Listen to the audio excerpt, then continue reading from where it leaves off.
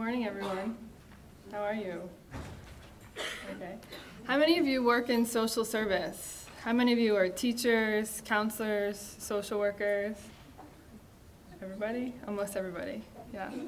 How many of you are drawn to your work because you care? You care about serving others? Yeah. We know that many, if not all people in caring professions are often drawn to the work because of a desire to care, because of a natural capacity that many of you have for care. And we also know that that desire for care, that connection with care, gives us meaning, provides meaning and purpose in our work. Yeah? Would you say that? We also know that when we can't adequately provide care, when we're exhausted, tired, in a sense burned out, when we're struggling with systemic challenges, bureaucracy, we can struggle with finding meaning or sustaining in our work. Would you agree with that? Yeah. Some of you experience that, it seems. Yeah, okay.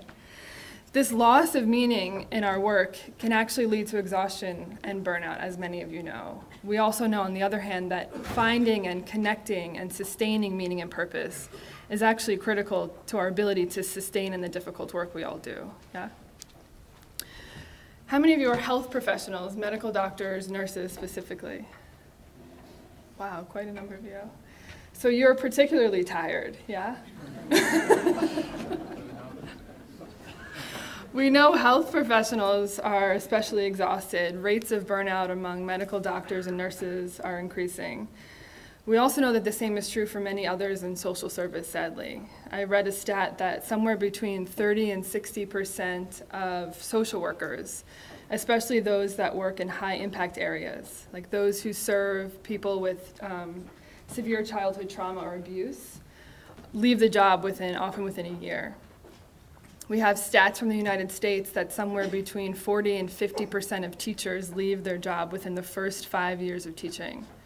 An enormous amount of teacher turnover. Is that similar here in Norway? Some of you say yeah.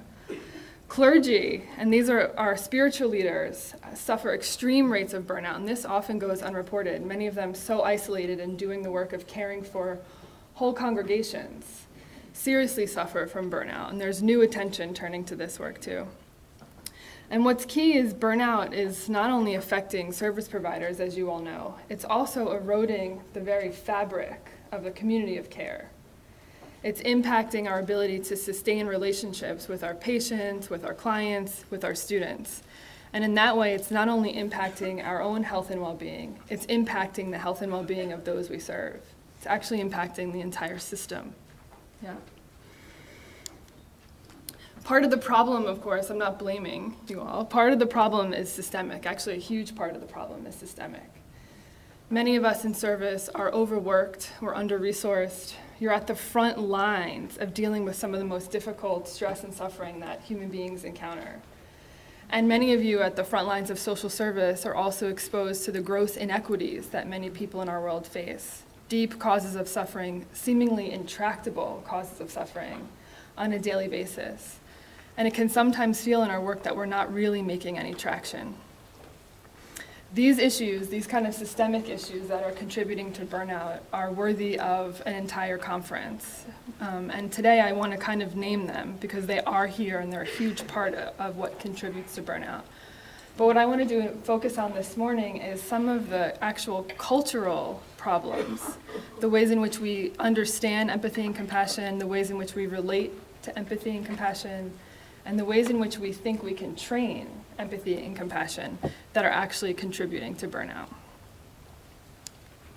First, I want to address some confusion around terms in the field around empathy and compassion. The literature is, for maybe some of us, a little bit confusing. Yeah?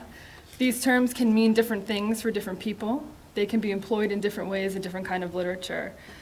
Quite a bit of literature around burnout often conflates what we would call emotion contagion, or kind of vicariously feeling or experiencing another's emotion, with the whole range of empathy itself. Yeah? And by empathy here, what we mean is the ability to kind of understand another's experience. Now, when these are conflated, many in medical professional settings are encouraged to actually, in a sense, almost turn off their ability to feel what another's feeling. The idea that if they were to feel too much, we'd be overwhelmed, overburdened, wouldn't be able to cope. And when those terms are conflated, what's sometimes communicated is that empathy actually isn't that great of a thing. Yeah? I think this is an underlying problem actually in the literature and is really actually impacting the way we're training social service providers. We're in a sense communicating that we need to inhibit or pull back from our sense of connection with others, when in fact what we actually need to learn to do is deepen our sense of connection, our ability to be with, and in a way that allows us actually in a safe, healthy, and open way to actually be with difficulty and be with suffering in sustainable ways. And I'll talk about that in a minute. I want to just say that I also prefer to distinguish between empathy and compassion. Some people use the term empathic concern to refer to compassion, right? I think of empathy as a capacity or a skill that is a capacity of compassion. Compassion being this overall motivational state, a kind of way of being in the world that is responsive to others. It's a way of, in a sense, developing what we might call an ethical way of being in the world. I think of the cultivation of compassion as a lifelong process of learning to be a more ethical, caring being. And that's kind of just in brackets, in a sense. Whether we're talking about emotion contagion, empathic concern or compassion for our purposes, what I'm talking about here with us all is whatever helps us get more in touch with our clients, our students, our patients, in a way that helps them actually become more healthy, become more satisfied with their healthcare, adhere to their healthcare. That's what I think we can develop in sustainable ways. I do think going forward we want to be more careful to attend to some of these conceptual issues because, as I mentioned, they're affecting training. But there are some other cultural issues that I want to spend a little bit more time on. Many in social service are led to believe that I think burnout and exhaustion come with the job. It's kind of what you're to expect. Would some of you agree with that? Yeah. That somehow if you don't go home completely exhausted from work, you actually haven't done your job? Yeah? That if you save even a little bit of energy, you somehow are being selfish? That if you take time for yourself, you essentially are an essential person because there's a never-ending stream of suffering that we're exposed to, right? That any time for ourselves is, in a sense, stepping away from our calling, right? Some of us in social service also believe that if we take time for ourselves, or if we need to take time for ourselves, that we're actually weak. We're not this strong, confident provider that we thought we were. Taking time for ourselves can also make us feel vulnerable. Slowing down, in a sense, could also open us to our own kind of emotional vulnerabilities, could open us to our own sources of difficulties, that if we were to let the floodgates open, so to speak, we might not even have the capacity to deal with our patients.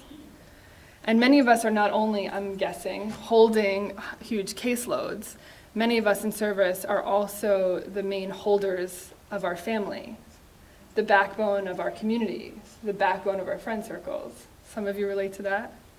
You like to do a lot? Yeah. This narrative, I think, of kind of the hero martyr, I think, is holding us back. Is this you? Some of you are laughing. We tend to see care as an isolated act. We see ourselves in our modern culture, in a sense, as highly autonomous individual human beings that, in a sense, act on the world or care for others. We've lost, in a sense, this relational dimension. And I think this hero narrative, this idea that we need to do all this work on our own, is actually inhibiting our capacity for care. I think this is actually one of the biggest problems. The frame of the highly individualistic caretaker, or the kind of hero martyr, in a sense, misses, in a way, the deep relational framework that many contemplative traditions draw upon in order to provide compassion or empathy training. In these traditions, we learn to care for others not because we've worked really hard at it. We learn to care for others primarily because we've learned that way through the ways others have been with us. We learn to care in the way we've been cared for. Yeah? Of course, we can train some of these skills. We can deepen our capacity for empathy, compassion, and so on. But what is foundational to that is underlying relationships in which we felt seen, at ease, welcome, basically loved. In other words, we love the way we've been loved. And by recognizing that the power of care comes from this relational dimension, comes from the ways in which we've been seen, almost entered into a stream of lineage or field of care, the burden of caring is no longer on our shoulders. In a sense, we're empowered, in another way of speaking, into kind of a lineage of care, to join forces, to join energy, in a sense, with the many other social workers, nurses, doctors, counselors, activists, heroines and heroes that have come before us, people who've been modeling for us how to care for others, how to uphold the basic dignity of so many others, how to love so many others. It's not uncommon, actually, just to mention, this is not only, I train primarily in the Buddhist tradition, but this is not primarily a Buddhist contemplative tradition. Some of you familiar with other traditions will recognize this.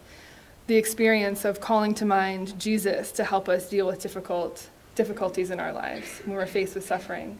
Calling in a community of angels to deal with difficulty in our lives, in our families. Yeah? Is this resonating for some of you? Yeah.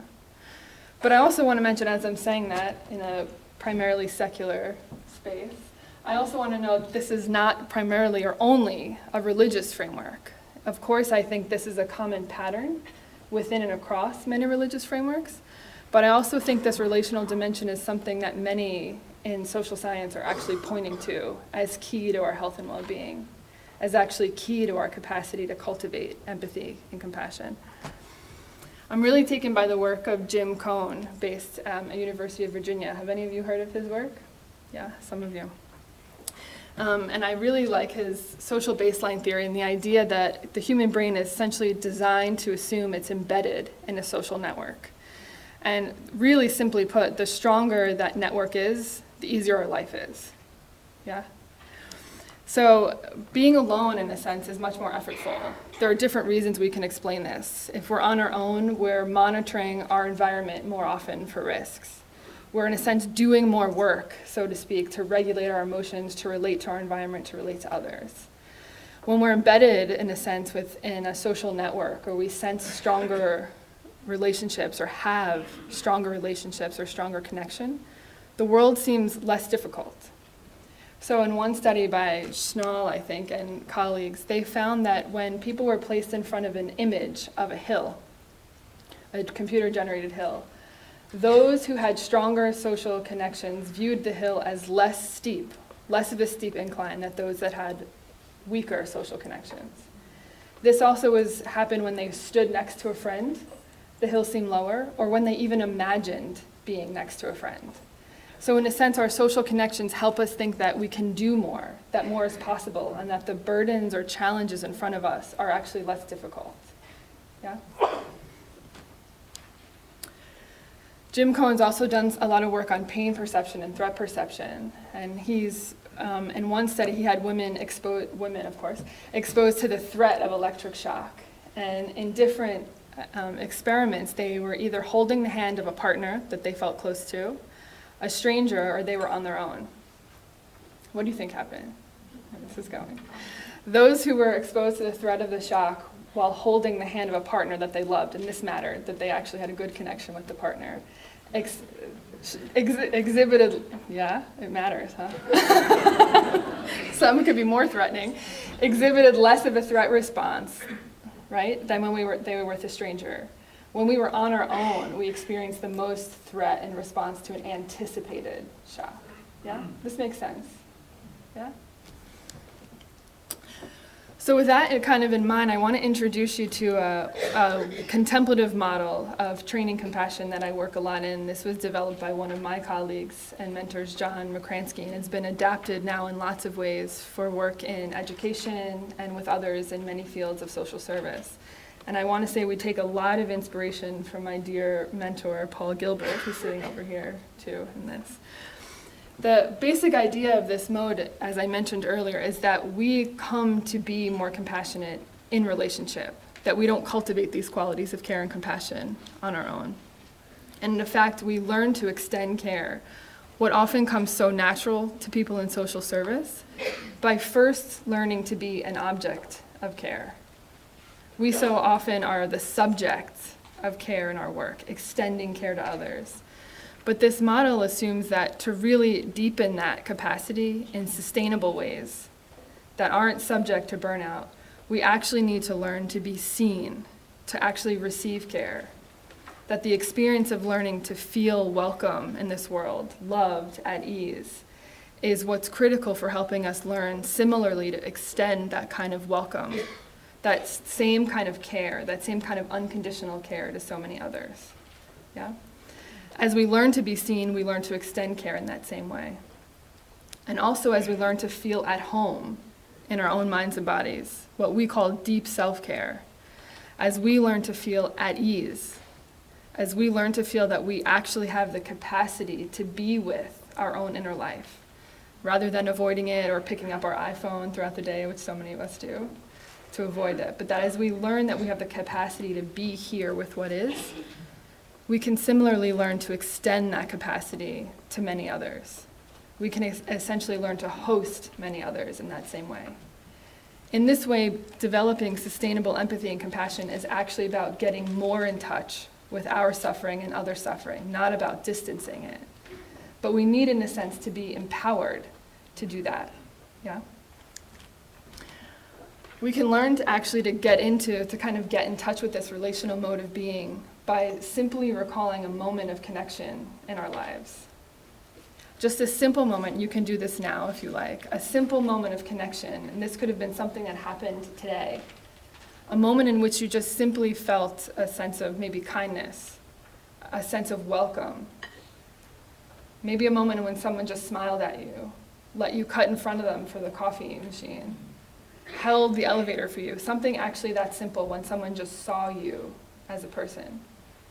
It could have been a sweet exchange you had here with a colleague that you haven't seen in some time, someone you've reconnected with. Or it could have been a smile or an encounter you had with someone where you felt this sense of human connection. You know what I mean by human connection? Yeah. Not the fake smiling that happens a lot in the States, but actual human connection. Yeah? And by calling to mind this moment, what we can learn to do is essentially kind of steepen it a little bit. Learn to kind of, in a sense, open to the quality of care that's actually being communicated in that moment. Not that someone is necessarily doing something kind to us, but that we're essentially being invited into a field of care in a way of feeling at ease, welcome, seen in this world. And the more we can sense that feeling of welcome, being seen, at ease, the more we can extend that, actually in a sense almost without effort, to others around us. That makes sense? And this is kind of a simple exercise, and the point is actually not to count up moments of care and then think about all the kind of care that we didn't have in our lives, right? But it's using these simple moments of care almost as a touchstone to help us recognize that we can access this feeling of deep welcome, deep at ease, this deep ability to host, this sense of really being okay, welcome here. Yeah? This is essentially a capacity of our own mind to allow us to feel home, at ease. And relationships, caring connections, in a sense, empower that, evoke that for us. Yeah? When we feel this capacity to be at home, when we don't feel threatened, when we don't feel self-focused, when we don't feel worried about ourselves, but we feel at ease here, we have a greater capacity to turn toward suffering. We also have a greater capacity to host it. And we also have the capacity to recognize in that moment that a feeling of suffering or a difficult feeling isn't the only reality here. And this is where burnout often happens, when we kind of reduce reality to a feeling of difficulty, a difficult experience. But when we can learn to be at home and host difficult feelings, we can almost begin to sense that there's more than just our feeling of difficulty here. This is a bit of a contemplative dimension, but my sense is some of you are already intuiting that. Yeah. I think in many ways this is the missing piece in many modern contemplative interventions. It's the missing piece in many modern mindfulness and compassion programs, this relational dimension. And by relational, again, I mean this idea that we are introduced into care and compassion through relationship, that it's evoked or empowered relationally. It's not just about us doing our own work. Many practices, many traditions from which mindfulness and compassion practices are drawn are actually embedded in highly relational, or what we might call even devotional frameworks, in which we begin these practices of care and compassion by reflecting on our lineage of care, by all kinds of caring figures that have come before us in our profession, all caring figures in our own lives that have loved us, in a sense, our teachers, inspiring figures. This is the entry into actually beginning to turn inward for work around mindfulness and compassion. And I think it's been cut off because of our highly individualistic frame that I mentioned. And I also think it's been cut off because of the ways many of us interpret what we mean by the secular space. That seems kind of religious, right? This idea of calling to mind other figures. And yet I think if we draw on other fields, we can recognize that there are patterns of this in good education theory, in good psych theory, that are pointing to this deep relational dimension. And I think this is critical for avoiding burnout. We also, of course, experience burnout. So this is what I really mainly want to share with you, is that I really want to call us to think more about this deeply relational dimension of work. But we also experience burnout, I think, not only when we feel that suffering is the only reality, but when we feel like there's nothing we can do about it. And sometimes in our contemplative trainings, when we bring this work to people in social service, they feel a little bit frustrated. Like, I don't really want to sit here and be with my feelings, because this is not really doing anything for anyone in the world. I see some head nodding. Some of you feel like that? Or can relate to people feeling like that? Yeah. And now, of course, many of us know that actually being with our own experience and being with others in a loving, caring way actually is a radical act of love. It's a practice and an art, right? And yet at the same time, what compassion is calling us to do is not just be with. It's also calling us to learn how to respond effectively to suffering in the world. And that means we also need to learn to get in touch with more and more the causes of that suffering, many of which have been interpreted in our modern times as just the ways we've related to the world out there. Somehow that our suffering is only on the ways we've misperceived the world. But I want to suggest that we experience a lot of suffering because of deep systemic and structural issues in our world. And that part of our capacity in deepening in compassion is recognizing and understanding some of these causes of suffering so we can respond effectively to them. And that we can help those that we serve navigate these complex systems, freeing them, in a sense, from the burden that they're suffering and somehow is their own fault. Yeah? So I think that the next wave, if you will, of compassion work will combine not only these deeply relational models for personal transformation, deepen the skills of helping us recognize that compassion actually is a relational practice. I think it will combine that personal training with tools for social transformation, tools of helping us that many people in social service, social workers especially, are really skilled at, but combining those tools with a deep contemplative practice, which involves a deep commitment to learning to love, to care, and to see more for the purpose of transformation, for the benefit of all people. And I think uniting those two approaches and that commitment is incredibly powerful, and I would like to really call on all of us to begin to work even more collectively together on that shared vision. Thank you.